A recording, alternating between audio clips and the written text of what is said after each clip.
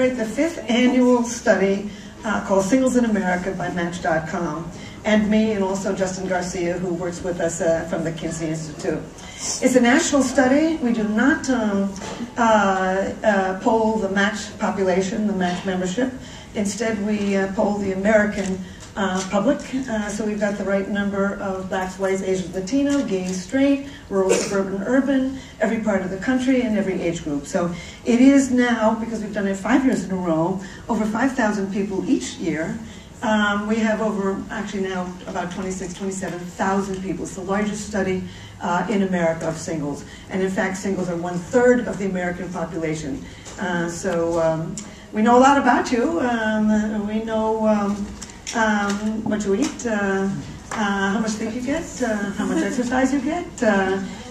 We know what you're looking for in a partner, how you're handling our modern technology as you court, how much sex you have, how much sex you don't have, and how often you fall in love.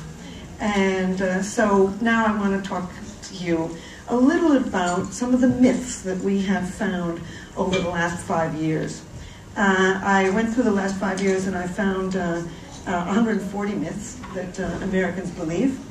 And I want to pick the ones that have really made a difference for me. But I want to start out with a story about myself because I think it has some meaning to our modern world. I was in the highlands of New Guinea. I was traveling in the back of a pickup truck with 5 men. And they all had several wives, but one of them had 3 wives, and I had begun to make friends with him. So I said to him, "How many wives would you like to have?" And there was this long pause. And I thought to myself, is he going to say 5? Is he going to say 10? Is he going to say 25? And then he looked at me, leaned forward, and he said, "None." And in fact, we're not an animal that's really built to have a whole lot of people in our lives at the same time. Over 4 million years ago, we evolved a tremendous drive to pair up and rear our children as a team. And along with that came all of the brain circuitry for romantic love and feelings of attachment. And in these myths that I'm going to talk about, you can see the basic drives of the human animal to love. The first myth is Americans are absolutely convinced that women are more romantic than men are. It's completely not true. Men fall in love more often than women do. Men fall in love faster than women do because they are so visual. When a man does fall in love, he wants more public displays of affection with his woman. He wants to introduce this person to friends and family sooner. And he wants to move in sooner. It's women who are the commitment phobes, not men. And in fact, when they do get into a relationship, all of our data shows that it's women that want to go out and spend more time with their girlfriends and have more free space of their own, not men.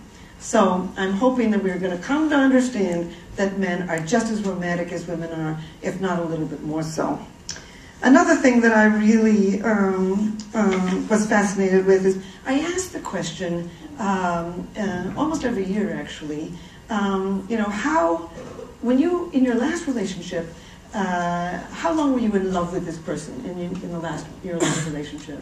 And in fact, Americans seem to think that this is very brief, that romantic love is very brief. But 18% of singles in America today report that in their last relationship, they were in love with their partner, not just loving them, but in love with their partner over 10 years.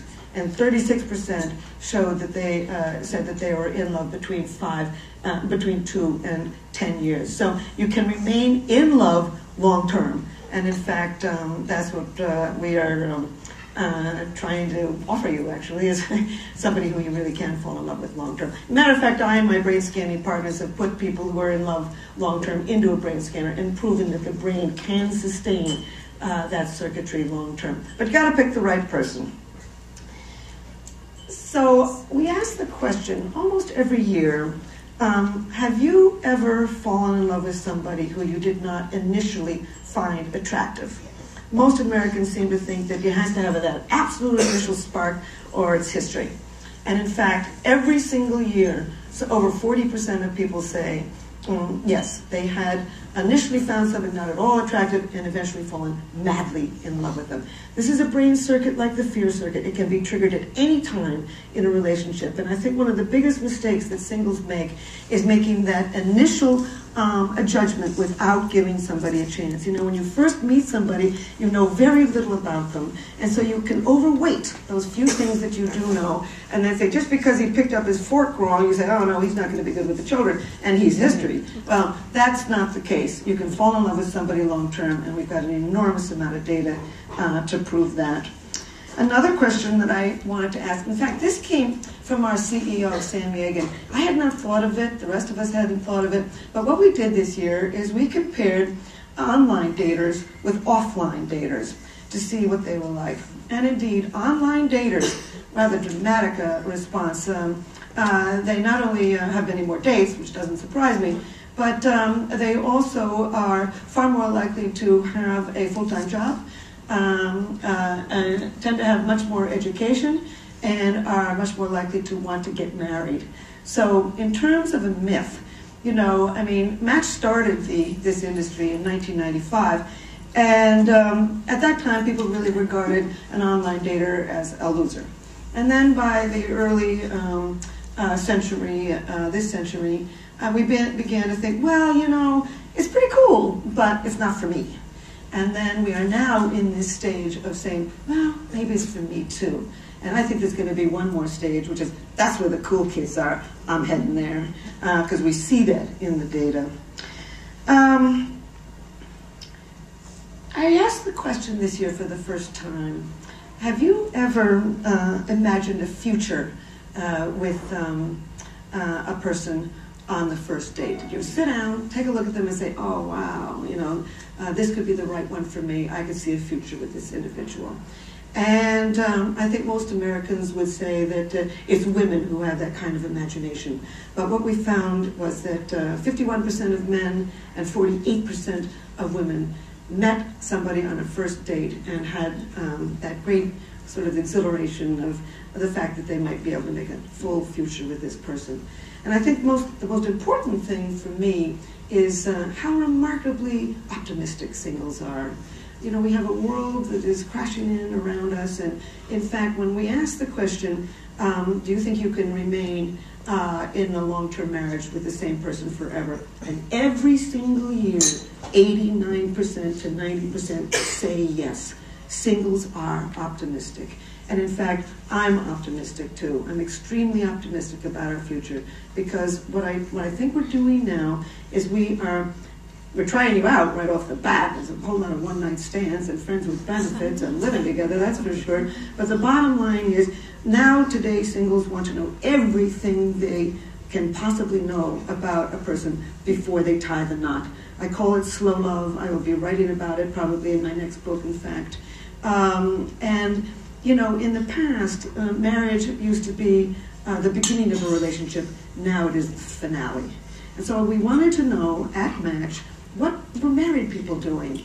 And so one year we polled not only single people, but married people. And one of the questions that I asked them was, would you remarry the person that you're married to now? And 81% said yes. I think we're heading for a very good time in human relationships. I think we are smart about who we're choosing. We're waiting until we really understand a person. And I will conclude with this. If there is ever a time in human history where we have the opportunity to make good marriages and good relationships, that time is now. Thank you.